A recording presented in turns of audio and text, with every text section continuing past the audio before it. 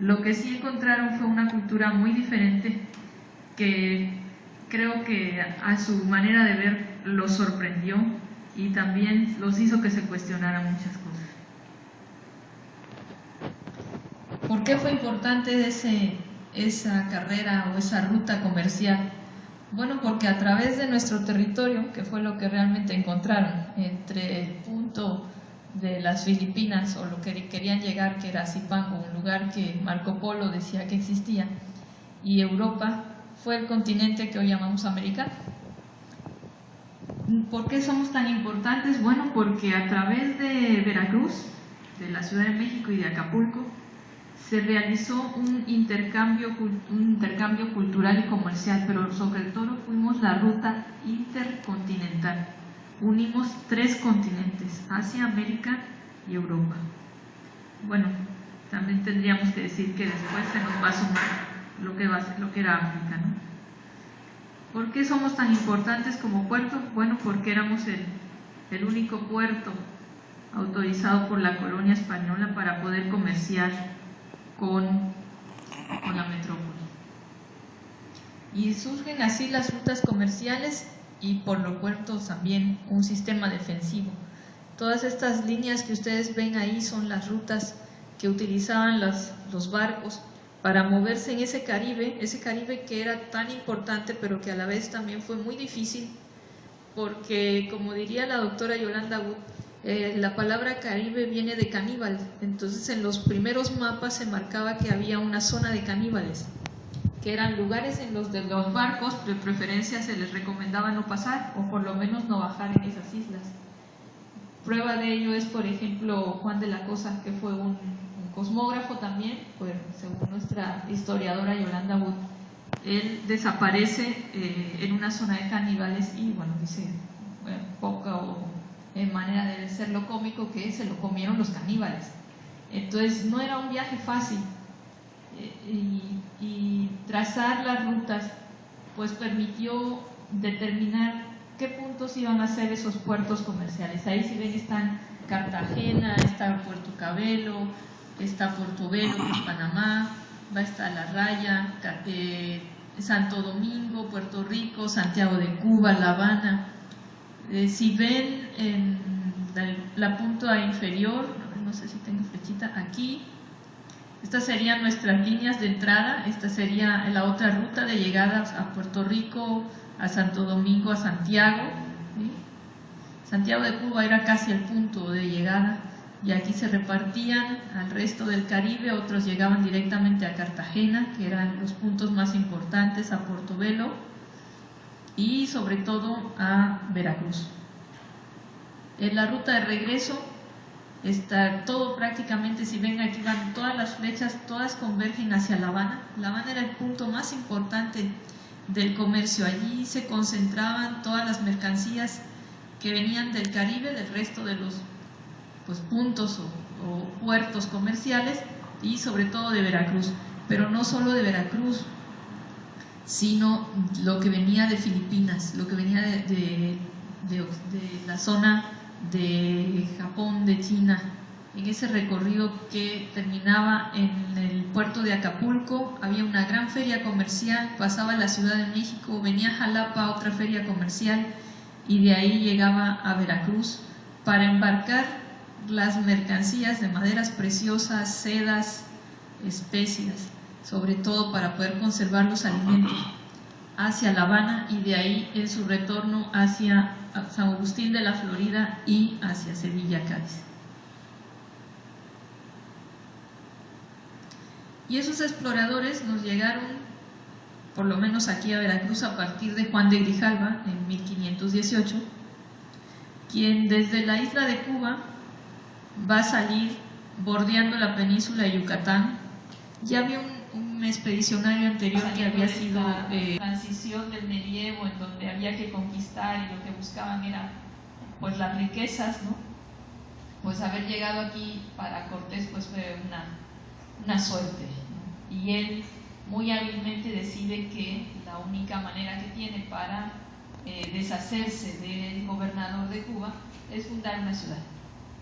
Y así es como va a a nacer nuestra ciudad, nuestra Villarrica de la Veracruz, para deslindarse jurídicamente del gobierno de Velázquez y para poder ser él prácticamente quien rinda cuentas al rey.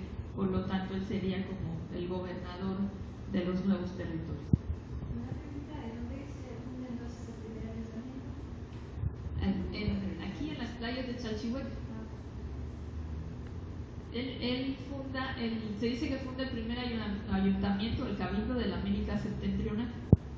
Entonces, porque hay todo este dilema de si fuimos los primeros o no éramos los primeros, porque ya en Santo Domingo ya había un ayuntamiento, porque Cuba ya también estaba constituida, ¿no?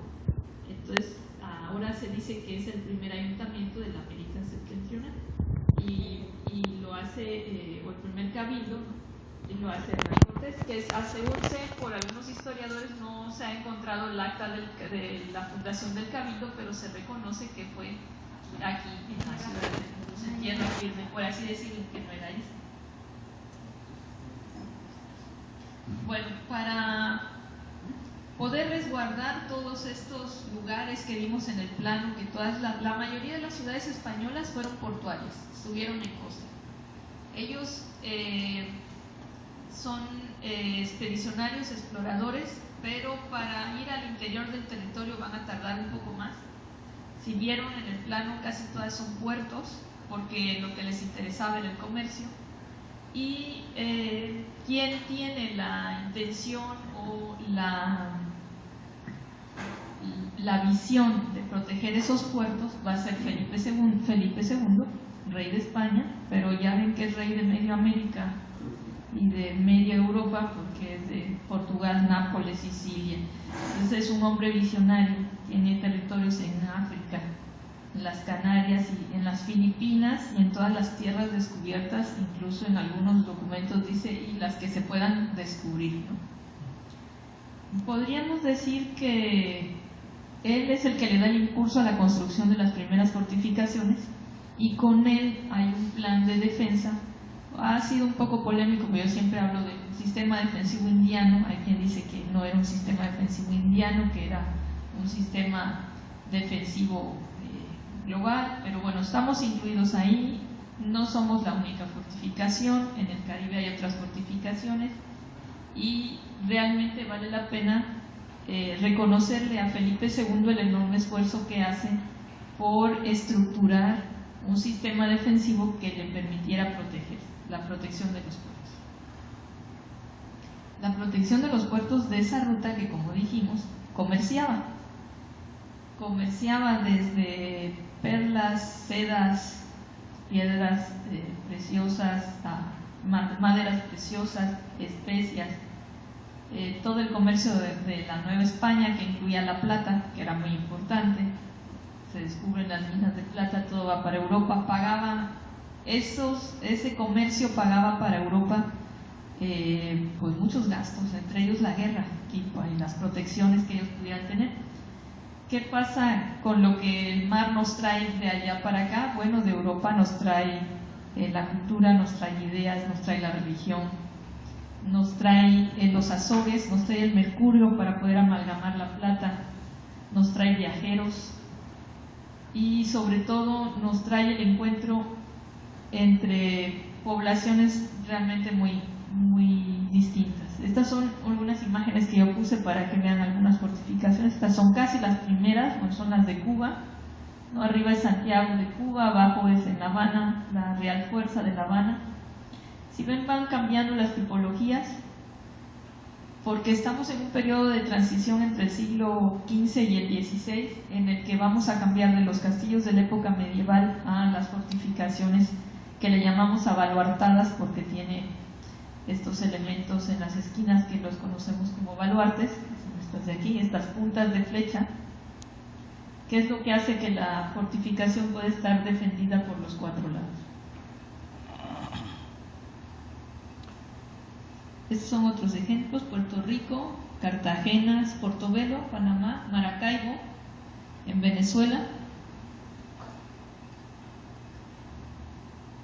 ¿Todo esto fue patrocinado por Felipe II? La mayoría de ellas son patrocinadas por Felipe II. Vienen aquí dos personajes muy importantes. Este es San Marcos de la Florida, muy parecido a San Carlos de Perote. De hecho, el interior, fíjense, el interior así era San Juan de Ulúa. Ven que tiene una puertita, dos ventanas y hay una ventana arriba, porque hay un entrepiso aquí, un tapanco que diríamos nosotros. San Juan de Ulúa, 3 siglos. Empieza en 1535 y llegamos al siglo XVIII y todavía sigue. Incluso en el siglo XIX todavía hay algunas intervenciones, ¿no? Pero más o menos no son contemporáneas, o sea, que sean al mismo tiempo, pero se van llevando de diferencia 10, 15 años unas y otras, ¿no? Fue un enorme esfuerzo porque imagínense que llegan a un lugar en donde no había los materiales de construcción que ellos conocían. Entonces, por ejemplo, Ulúa, por eso está construida de coral, porque aquí no había piedra. La piedra se traía de La Habana o de Campeche y eso incrementaba los costos, tanto de construcción como del viaje, ¿no? Entonces descubren que cerca hay un bajo de coral, un arrecife, y que ese material puede ser utilizado para la construcción. Nosotros decimos piedra, muca, pero no es una piedra, es un coral. Hay sobre 11 o 12 variedades de corales y hay unos que el poro es mucho más cerrado, por lo tanto tiene más resistencia a la compresión, porque el edificio trabaja con presión. O sea, los edificios antiguos como este en el que estamos no tienen acero, no hay concreto, es mampostería y todo se mantiene por su propio peso. Es que decimos todos, trabaja la compresión, ¿no? Si tuviera concreto y el acero, como los edificios que nosotros conocemos ya de los principios del siglo XX, finales del XIX y principios del XX, hay algunos que ya tienen acero porque aparece el cemento, entonces podemos hacer concreto y acero, entonces trabaja tensión. Como no había, lo que tenían a mano pues era el coral. Y hace poco estuvieron unos chicos de la Universidad Veracruzana y me decían, bueno, ¿y cómo se sacaba el coral? Bueno, pues se sacaba a pulmón, porque no había traje de buzo como ahora. Se sacaba a pulmón con barretas, había que cortarlo en el sitio, sacarlo, dejarlo que escurriera para después clasificarlo, ver para qué se podía utilizar y si había piedra o coral de poro más cerrado que era más duro, ese era el que se tallaba por los canteros que estaban acostumbrados a tallar piedra de cantería para realizar algunas partes de Ulúa. Si van a Ulúa van a ver, por ejemplo, que las esquinas están trabajadas de forma muy distinta del resto del edificio. En el resto vemos la piedra múcara y las esquinas se ven unos grandes bloques de piedra que están labrados, son sillares, pero la mayoría son de piedra muca o de coral. ¿Esas esquinas vienen siendo los baluartes? Sí, las esquinas de los baluartes, la que queda hacia afuera, la punta de flecha.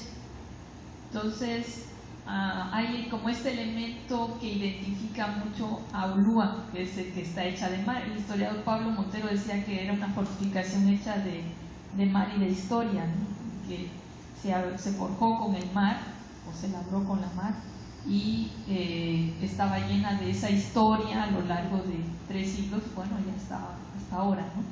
Disculpe, tengo una duda. Diga, si el coral que extraían era vivo o ya estaba. No, vivo, increíble, porque por ejemplo ahora que estuvieron las obras, pues se hacen calas, ¿no? O sea, hacemos levantamos piso en la azotea, ¿no? Y se hace una exploración para ver cómo está el material metal. Los rellenos de las bóvedas, o sea, nosotros vemos el arco y luego hay un espacio entre el arco y lo que es ya la azotea. Ese relleno son como 2,60 metros de espesor y todo está relleno de piedra muca, blanca, preciosa, limpia. O sea, ¿de qué tamaño era el coral? El arrecife es lo que yo a veces me pregunto, porque Veracruz también está hecha de coral, entonces no era un banco pequeñito, ¿no? Va a haber ladrillo, porque si van a Ulúa y ven, hay ladrillo, pero el ladrillo ya es más del siglo XVIII. y hay una mezcla de muros de coral con ladrillo que se le llama muro mixto, y que los tratados de fortificación dicen que cuando no hubiera suficiente material se podía combinar, ¿no?, para poder ir avanzando en la obra. Entonces, pues realmente Ulúa son 5 hectáreas de edificio. Y bueno, ahorita que pasemos un plano de Antonelli, les voy a explicar por qué no todo era isla, sino que era un bajo, solo había una sección que era la que quedaba fuera del mar. Esto es un plano que lo realizó el arquitecto Francisco Muñoz y ilustra muy bien las fortificaciones que tenemos. Nosotros como veracruzanos somos muy afortunados porque tenemos el fuerte de San Juan de Ulúa, o la fortaleza, el fuerte de San Carlos de Perote, que era la retaguardia de San Juan de Ulúa, y teníamos, porque ya no están todas, una serie de obras defensivas en la costa. Por ejemplo, había una batería en Mocambo, otra en Antón Lizardo. La de Antón Lizardo todavía existe, le llaman la ruina, los pobladores de Antón Lizardo. Tú vas y preguntas, oigan, la batería de Antón Lizardo, no, la ruina, ¿no? Parte es un súper de, ya no es la Conasupo, pero parte es una tienda de un súper. La otra pues la destruyeron cuando pasaron la carretera, ¿no?, y queda una sección nada más. Había en Alvarado, en Coxacualcos, en la entrada del río, para entrar a Tlacotalpa, también había baterías. Hacia el norte, en Punta Gorda, hacia arriba, bueno, la antigua Punta Gorda, la antigua. Un poco más al norte, hacia el río Pánuco, también había otra batería. O sea, toda la costa estaba prácticamente fortificada. ¿Por qué? Porque vamos a tener unos enemigos que lo que les interesa es nuestro comercio.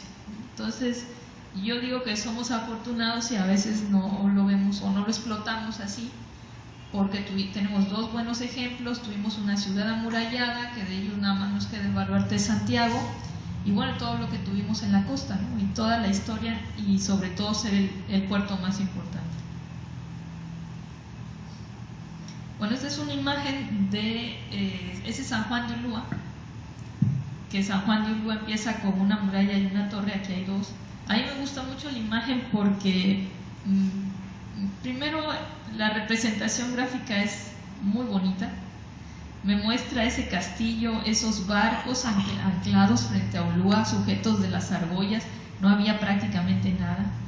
El arrecife que quedaba fuera de mar, ¿no?, la isla que le llaman, ya una iglesia, unas casas. Todo se descargaba en Ulúa. No había nada en la playa, no había puerto. Y aquí ven que hay unas pequeñas lancitas que se conducen a ese poblado que va a estar en Buitrón, que ya le llama así, ya se llama la Venta de Buitrón, ¿no?, que era un poblado, un caserío, pero todo el comercio, todas las actividades comerciales se van a concentrar en Ulúa. ¿El original es en el Museo de la Ciudad? Este plano es de la Mapoteca Orozco y Berra.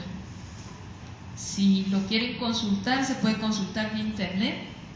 Entra al archivo de la Mapoteca Manuel Orozco y Berra y le pone planos Veracruz y va a salir, pero este y otro y del 19 y o Veracruz, y ahí le va a ir saliendo un listado. Le pica en el link y le va a enseñar la imagen. Mapoteca Orozco y Berra. Mapoteca Orozco y Berra. El volcán de Orizaba, ¿no?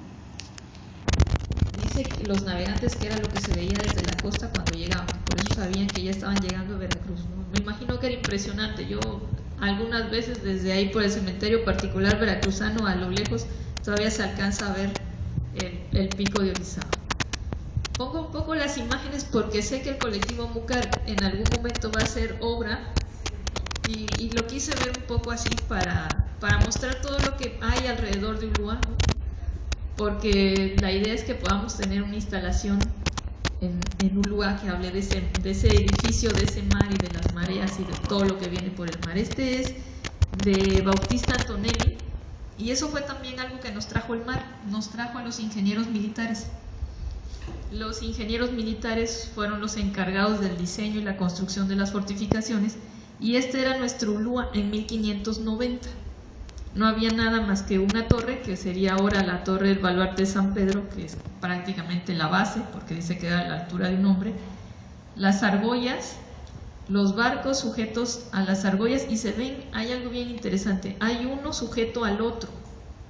Hay unos datos que dicen que entre 1561 y 1650 Veracruz concentró prácticamente todo lo que tenía que ver con un comercio global transatlántico en la carrera de las Indias. Era prácticamente el único puerto, pero en ese periodo, acuérdense que Veracruz no va a estar frente a San Juan de Ulúa como ciudad hasta 1600, lo que había era un caserío, de los que sí aguantaban vivir en Veracruz, porque Veracruz era un lugar difícil para vivir, no había agua, estaba rodeada de médanos, las enfermedades, entonces los comerciantes estaban aquí cuando llegaba la flota, descargaban y luego se iban a Jalapa o a Córdoba o Orizaba, que el clima era mucho más benigno y allá no se enfermaban, porque la verdad vivir en Veracruz en esa época pues era jugarse la vida, porque te podías morir de fiebre amarilla.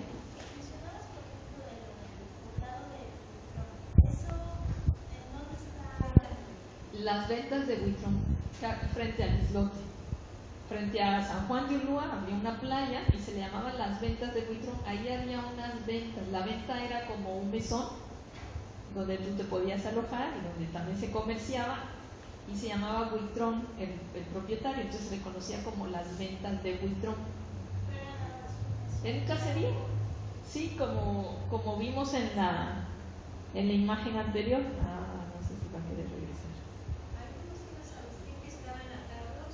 Están atados uno a otro los barcos porque no alcanzaban las argollas. De 1561 a 1650, los historiadores dicen que era tanto el comercio que se movió y el número de viajeros que llegaban que no alcanzaban las argollas de Ulúa. Nosotros nos imaginamos a Ulúa en ese momento como lo vemos ahora, y no, Ulúa en ese momento no era más que un muro y una torre. Y entonces estábamos hablando del siglo XVI hasta casi mediados del XVII. Si ven la parte de atrás, esto era lo que quedaba fuera de mar cuando no había marea alta, porque no sé si alcancen a ver que las casas están como sobre unos patitos, tienen patitas, son palafíticas, sí, están levantadas porque cuando aumentaba la marea, cuando había marea alta, todo esto se anegaba. Entonces había la iglesia, había el hospital, la casa de los esclavos del rey, que eran los que descargaban las mercancías que venían en los barcos, ¿no? La casa del castellano, y prácticamente de aquí había que trasladarse a un Veracruz que no estaba enfrente, que era solo un caserío, porque recuerden que para esta época, 1590, Veracruz va a estar en la Antigua. Entonces, cuando llegan Bautista Antonelli, que es el enviado de Felipe II, quien diseña las fortificaciones, Bautista Antonelli hace un informe y dice: Veracruz no puede seguir estando en la Antigua, porque si nos atacan los piratas, no lo vamos a poder defender. Entonces, prácticamente por instrucciones de Bautista Antonelli, Veracruz va a pasar de la Antigua frente al islote de San Juan de Ulúa, porque San Juan de Ulúa va a ser la obra de defensa que la va a proteger.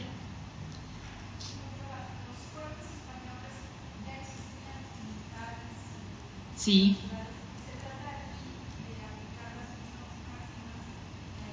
Sí, los modelos se trasladan, o sea, eso también nos llega por el mar. El modelo ya era algo muy estudiado, todo es geometría, todo se hace a partir de un polígono regular, un cuadrado, un pentágono, un hexágono, y a partir de ahí le vamos a ir dando la forma. Lo que hacen los baluartes, estas esquinas en punta de flecha, es que tú puedes cubrir todo el polígono por los cuatro lados si fuera un cuadrado, ¿no?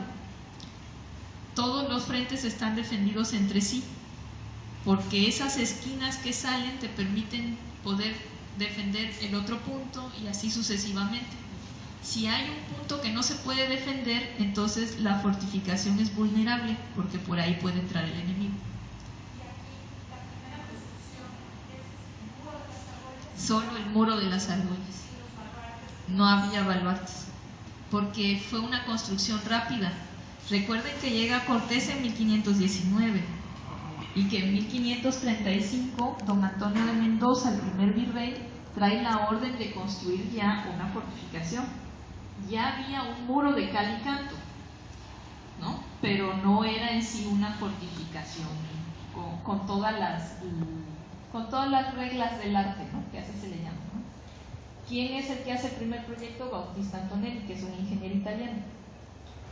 No le vamos a hacer caso a Bautista Antonelli hasta 10 años después. Él viene en 1590 y hasta 1600 es cuando la ciudad de Veracruz empieza entonces ya a establecerse definitivamente frente a San Juan de Ulúa, ¿no? La arqueóloga Judith Hernández incluso dice que el plano de Antonelli muestra, saben que había el río Tenoya, ¿no? Pasa más o menos por donde está el Cristo, que Antonelli había diseñado la ciudad del río Tenoya hacia allá, hacia atrás, hacia 20 de noviembre, hacia la Huaca.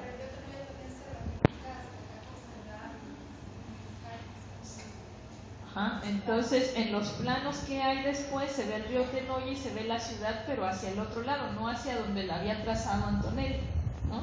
Entonces, bueno, ya eso ya fue cuestión de diseño.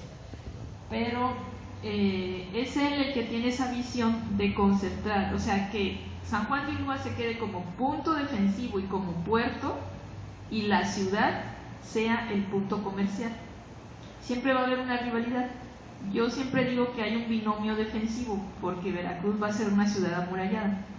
A veces pensamos en Ulúa y no pensamos en Veracruz, pero estaban interrelacionadas. Una no podía estar sin la otra, porque una era el puerto, era la aduana, era el lugar en el que del que se iba a defender, y la otra era el punto comercial donde estaban los ciudadanos, la población, ¿no?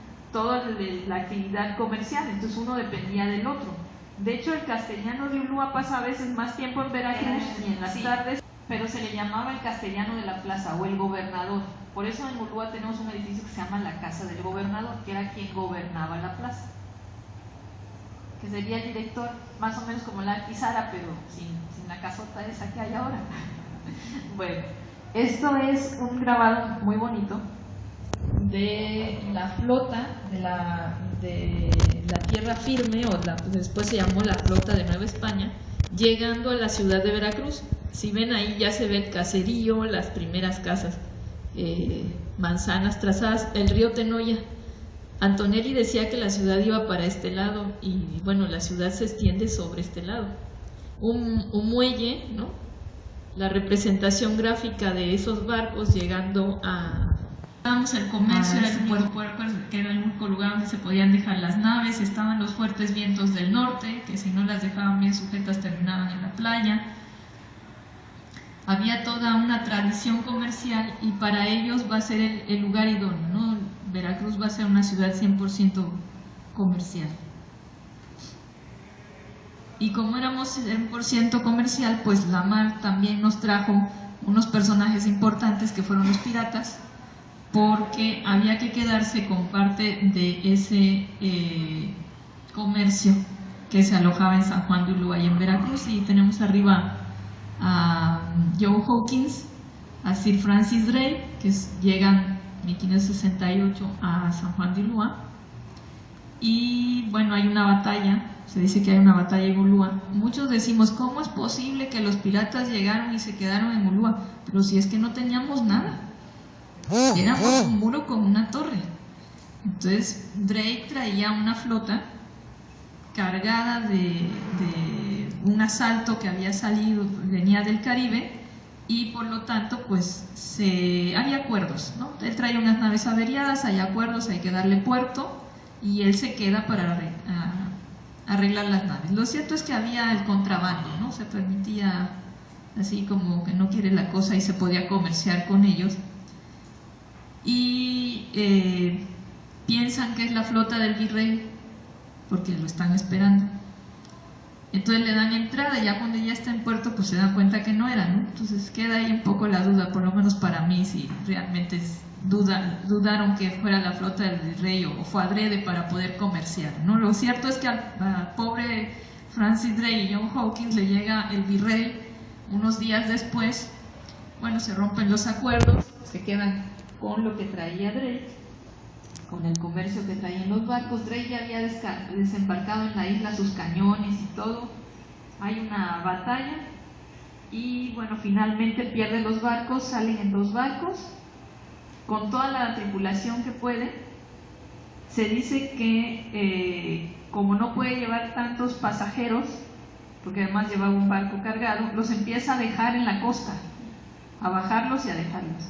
Y los que son atrapados, dice el historiador Pablo Montero, que los juzgan, pero no por piratas, porque por eso no los podían juzgar. La piratería, bueno, era el corso, estaba autorizada.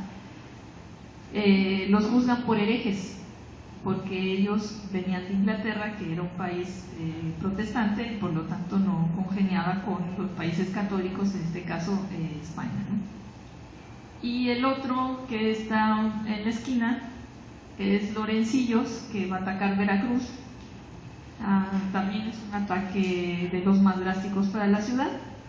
Él sí consigue llevarse un muy buen botín. De hecho, se dice que deja prisioneros a algunos ciudadanos de Veracruz en las islas, sobre todo en la de Sacrificios.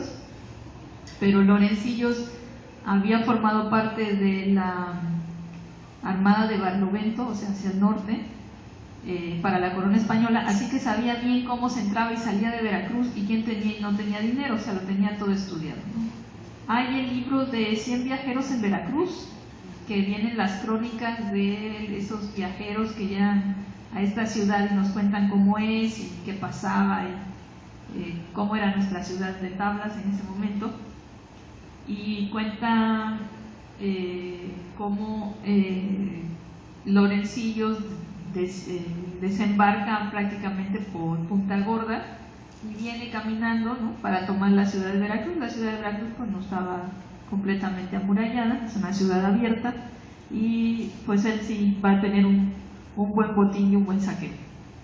Llega también en ese puerto, en ese Ulúa, llegan los esclavos, porque para construir Ulúa hubo que traer esclavos. Teníamos mano de obra indígena, pero el comercio de los esclavos era un comercio muy desarrollado, sobre todo por los ingleses y los holandeses. Estaba prohibido por la corona española, pero sí compraba. O sea, yo no lo hago, pero si necesito un esclavo lo puedo comprar, ¿no? Eso nos trajo el mestizaje y eso que llamamos ahora nuestra tercera raíz. Piensen que para Adrián But y para Antonelli, que son ingenieros militares, piden esclavos pero que sean de Guinea Ecuatorial, que no vengan de otro lugar de África, porque los de Guinea son los que aguantan mejor el calor, porque los otros se mueren, ¿no? Ellos fueron en parte los que bucearon para sacar esa piedra o ese coral, ¿no?, del mar a pulmón, y nosotros en Ulúa nos queda un pendiente que es una sala sobre la esclavitud, como un homenaje al esfuerzo de estos de esta tercera raíz, de estos personajes que llegaron aquí pues a un lugar que no conocían, presos, para realizar trabajos, ¿no?, en la construcción de edificios y para dar servicio y estar a la atención de los amos españoles, ¿no?, porque muchos eran criados, eran asistentes.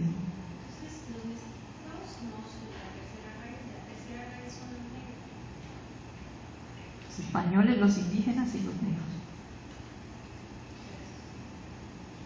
Este es ese Veracruz de 1635, que es Adrián But, un ingeniero militar holandés que estuvo aquí. Nosotros tuvimos holandeses, italianos, alemanes, españoles, flamencos, o sea, los ingenieros militares vinieron de toda Europa, porque España no tenía ingenieros militares, pero sí tenía territorios en Europa con ingenieros militares, así que él los reclutaba para que vinieran a trabajar. Y es una imagen muy bonita de Veracruz. No tenemos estas montañas que dibuja aquí, ¿verdad?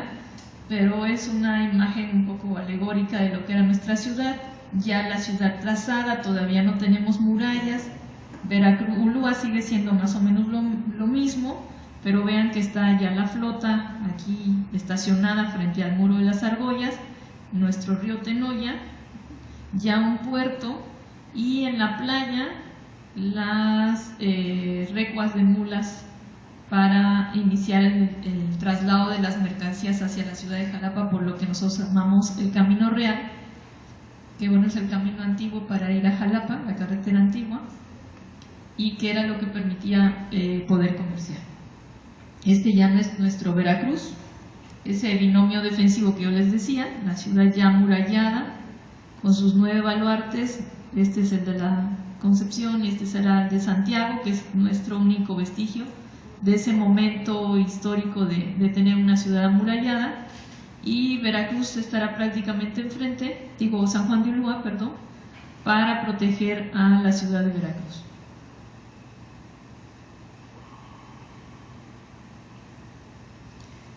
Jaime Fran va a ser el que le va a dar la forma a San Juan de Ulúa. Esto que ustedes ven aquí en oscuro, este frente era lo que había desde el 16, el muro de argollas con la torre, y va a ir creciendo hacia atrás, hacia el islote, se va a ir rellenando, y vamos a tener un almacén de pólvora, una iglesia, el baluarte de la Soledad. Ese es prácticamente desde 1672. Ese baluarte sí se construye por completo, todos los demás son medios baluartes, como este que es San Crispín, Santiago, San Pedro, San Crispín. La casa del gobernador estaba más atrás. Ulúa se va a ir transformando. Ulúa está sobre pilotes de madera. Hubo que pilotear prácticamente todo el islote para tener un subsuelo firme para poder desplantar la fortificación. Piensen que todo eso no había la tecnología que tenemos ahora. No había la máquina para hincar los pilotes como la conocemos ahora, hidráulica y con diésel, ¿no? Era fuerza de brazo, o sea, había un peso, los esclavos levantaban ese peso y se dejaba caer sobre la cabeza de los pilotes hasta que se hincaba a encontrar piso firme para poder construir la cimentación y levantar el edificio. O sea, a veces pensamos, eso tardaron 3 siglos. Pues sí, si no era cualquier cosa, ¿no? Era un trabajo realmente fuerte. El de la Soledad es el baluarte que está completo desde la época de Jaime Fran. Las partes más antiguas va a ser en el San Crispín. Esto que ven más oscuro es el Caballero Alto, en el baluarte San Crispín, donde está la torre. Y bueno, todavía aquí no está la torre de San Pedro, porque esto se va a modificar, tiene una saliente para poder construir después la torre del baluarte de San Pedro y el baluarte. Había una dársena interior. Esto que ven aquí es un espacio con agua, porque se desembarcaba en este frente que es el Muro de las Argollas. En lanchas más pequeñitas se metían las mercancías a San Juan de Ulúa y aquí se descargaba. No existía la puerta por donde entramos ahora, que es esta de aquí. Esa puerta va a ser posterior. Se va a cambiar con el paso del tiempo y se va a eliminar la dársena. Ahora aquí, cuando ustedes van, esta zona de aquí es donde tenemos los arcos que les gusta tanto a los visitantes y a todos. Es esta zona.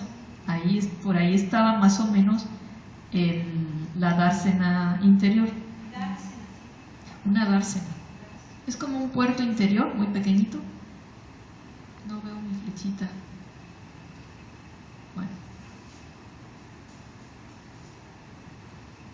Este va a ser otra propuesta de Jaime Fran, y ahí ven Veracruz. Esto que ven aquí es otro proyecto para una ciudadela, para otra fortificación, porque aquí había un bajo, el bajo de la caleta que le llamaban. Siempre estuvieron muy preocupados porque por aquí podían desembarcar los enemigos. Nadie les hizo caso y todos desembarcaron por ahí después, cuando la invasión francesa y la norteamericana en 1847. Estas son unas imágenes que yo puse para que vieran los grabados que hay de la ciudad amurallada, la ciudadela. Siempre hubo esta propuesta de hacer una ciudadela en este punto. Aquí está Ulúa. Este es Ulúa y esta es la ciudadela enfrente. La ciudad cruzaba fuegos. Este es Baluarte de Santiago y este será la Concepción.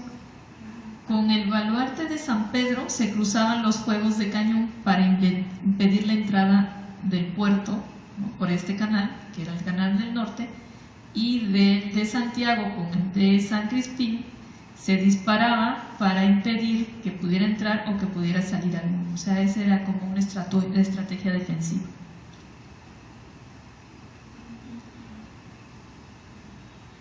Aquí están otros ejemplos, proyectos que hubo para Ulúa. Para Ulúa hubo muchísimos proyectos, sobre todo en el siglo XVII. Se dice que el siglo XVII fue un siglo en el que estuvo todo muy parado, que no se hicieron obras, que se abandonó, que no había dinero, pero lo cierto es que para mí es el momento en el que hay más proyectos realizados para San Juan de Ulúa, que no se llevaron a cabo, pero que en su momento fueron importantes, ¿no? Este es de Lorenzo de Solís, incluso él quiere poner un faro aquí en la esquina. Todo lo que está en amarillo es lo que es proyecto, lo que está rojo es lo que ya se construyó, ¿no? La ciudad está en rojo porque ya está construida. Hay una simbología, el plano me dice cómo está, qué se va a hacer, ¿no?, cómo se va a construir. Y bueno, no hay la realización de los proyectos, pero sí hay toda una concepción espacial de lo que podría ser Ulúa, que se va a retomar después, a finales del 17 y principios del 18, y sobre todo porque, ¿se acuerdan que les dije que La Habana era lo más importante? Bueno, los ingleses en 1762 toman La Habana, o sea, se quedan con el punto en el que llegaban todas las mercancías. O sea, le hacen un bloqueo comercial, diríamos ahora, a España.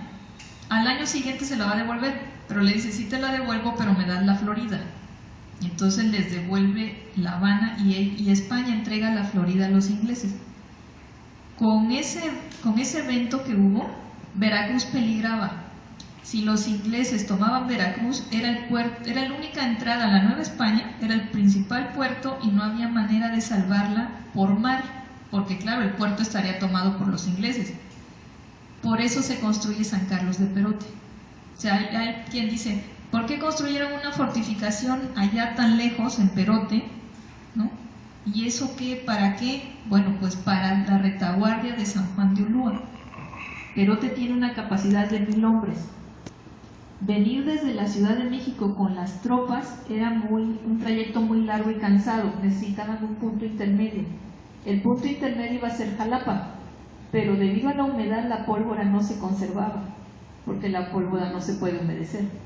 Entonces se quedan en San Carlos de Perote, que tiene un clima frío y seco, se conserva la munición, se conserva la pólvora y se conserva la comida, porque era como tenerlo en un refrigerador.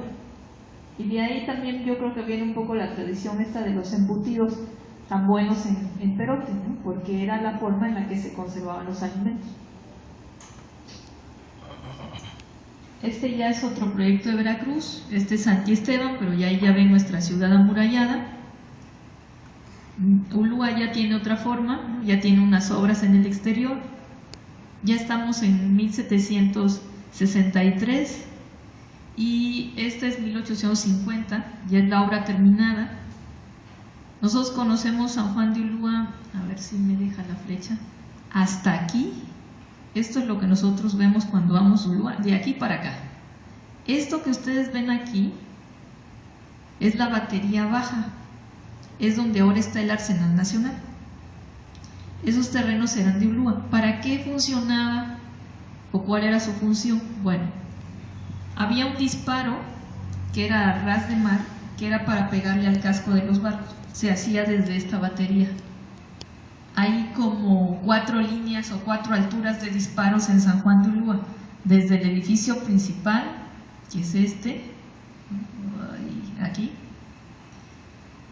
desde el Rebellín, que sería este, desde los lunetos, que son más bajos que este, y desde esta zona de aquí. Son 4 niveles de disparos. Así era como San Juan de Ulúa estaba planeada o pensada para defender a la ciudad, porque el enemigo venía por la zona norte. Este plano es también de la Mapoteca, si lo quiere consultar, y pertenece al cuerpo de ingenieros, porque ya en esa época los ingenieros, hay un cuerpo de ingenieros militares y ellos son los que empiezan a hacer el levantamiento de prácticamente todos los edificios que existen en el país.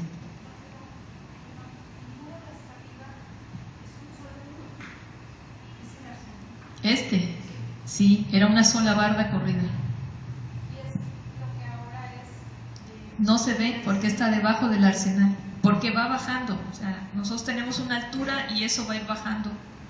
Entonces queda prácticamente el disparo del cañón casi a ras de mar, para que cuando le pegue al casco del barco, pues lo pueda hundir. O sea, era una de las principales defensas.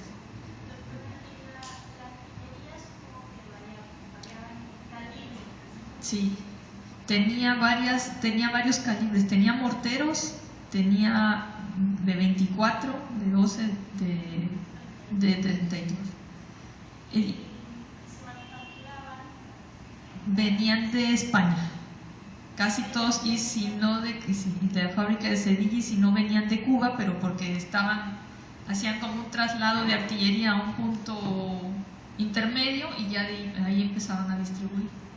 Pero incluso, por ejemplo, el cañón que nosotros tenemos en el museo, el Asdrúbal, que es de 1734, que es de Felipe V, hay otro igualito en Campeche. Igualito, nada más que no se le ve el sello ni tiene los escudos de armas de Felipe y de Elizabeth de Farnesio, pero es exactamente igual.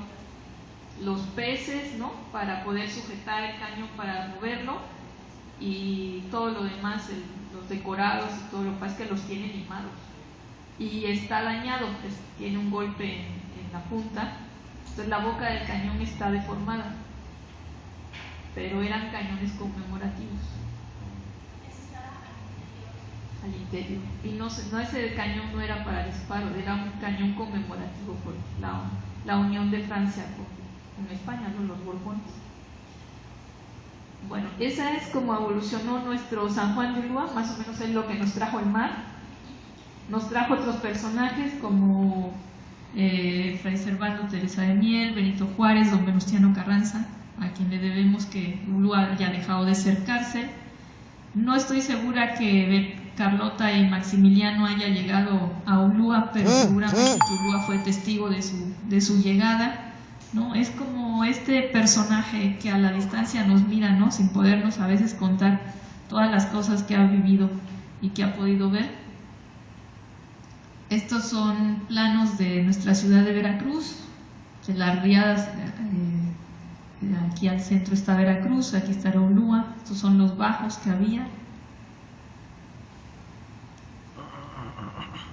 Puse que es de 1847, la invasión norteamericana. Si ven, Ulúa está rodeada, la ciudad está rodeada por tierra, Ulúa está aquí. El plano lo pueden ver también igual en la Mapoteca Orozco y Guerra, y ahí incluso se llega a ver la línea del disparo de los cañones. Tiene una línea muy finita y al final tiene un puntito. Esa es la imagen gráfica de lo que sería un cañón. Y como ven, bueno, los americanos también nos tomaron por tierra, ¿no? Punta Gorda, Antón Lizardo, y de ahí a Veracruz. No podía llegar por el frente por Ulúa, porque Ulúa era el que defendía la ciudad.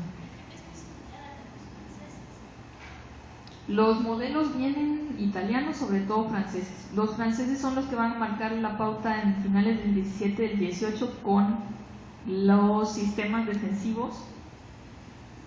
A ver si me deja regresar hasta acá.